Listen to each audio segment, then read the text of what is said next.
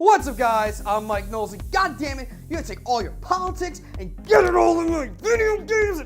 Okay, so today's topic isn't quite that bad, but it is important that I come to tell you guys today about the very disturbing links between some of President-elect Donald Trump's cabinet members and video games.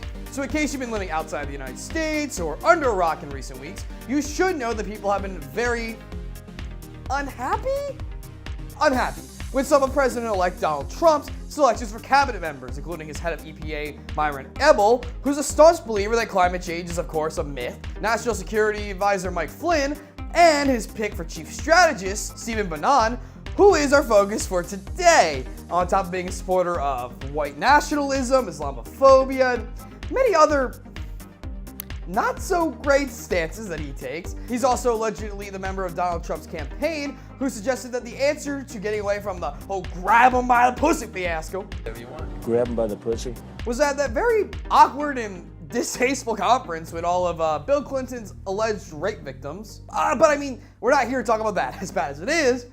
Not here to talk about that, because this is an entertainment channel, goddammit. So if we're going to be talking about it on here, it has to relate back to gaming or TV or movies or something entertainment.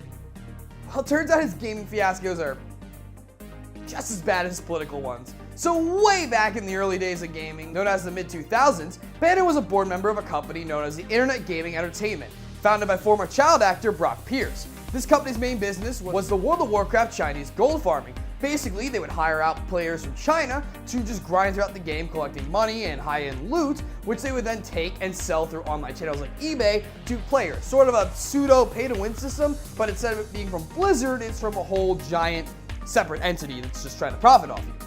Bannon was charged with raising capital, which he did in the form of $60 million from Goldman Sachs.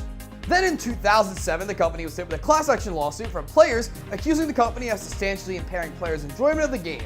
In response, they dropped that part of the business entirely, rebranded as Affinity Media, and somehow Bannon became the CEO of the new company somehow, up until 2012. During that time as CEO, he launched many of the ZAM network sites popularized by gamers, such as the World of Warcraft resource site Wowhead and TF2 Outpost. But it doesn't end there. In 2012, he became the executive chairman of Breitbart News.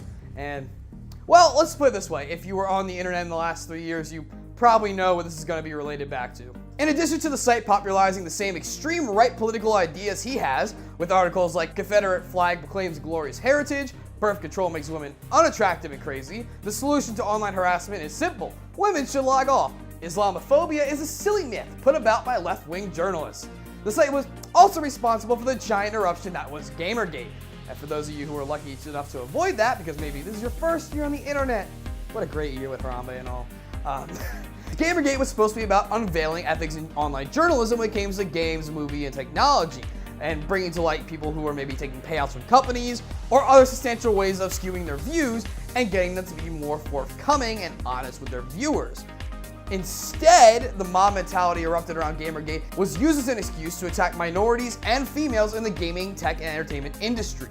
In fact, even after Gamergate erupted from their original articles and such, they reinforced the views of the mob mentality that were harassing people. They continued promoting this ever-growing mob mentality and disseminating misinformation to the point of just telling straight, bull-faced lies. And, if you look at the Trump campaign, you look at how they handled Gamergate, and you remember that he was on his campaign staff, it's not a very strange coincidence that the tactics are pretty similar. Pretty similar. Yeah. Bannon even recently took pride in saying his site Breitbart is, quote, the platform for the alt-right. Oh, Jesus Christ. All right. Okay, so you may be wondering, a very negative topic, why did I bring it up even in the first place? There's cool things to talk about, like Pokemans and stuff. Well, listen. Unlike them, I believe that we need to be informed. We need to know the information that's out there and be aware of such things. And so unlike them, I'm making sure you guys know about this so you can be a more informed audience and a more informed person in this new political climate. What do you guys think about all this? As always, let us know in the comment section down below. Sorry to kind of ended like a bummer, but I felt this was important to talk about. As always, guys, subscribe for more great daily content. Sorry, finals week, it's getting really stressful. I will do my best. If not, just watch another video. We got tons of them. Watch. Listen to our podcast if you haven't. If you haven't already seen Doctor Strange, go see it, then do that. As always, guys, subscribe for more great daily content or check out another video, which I've already talked about. We'll see you guys later. One person over in Japan was making sure they claimed the coveted title of the King of Carp. The king of all carp, a magic carp. A Japanese player known by his Twitter handle, Nanako, defeated the entire Elite Four in Pokemon Sun and Moon with only a level 70 Magikarp. To do this, he had to flail his way to victory while balancing out his potions and other items throughout the entire course of the attempt, with him tweeting many images of how he was so close to losing it many times with a sliver of HP.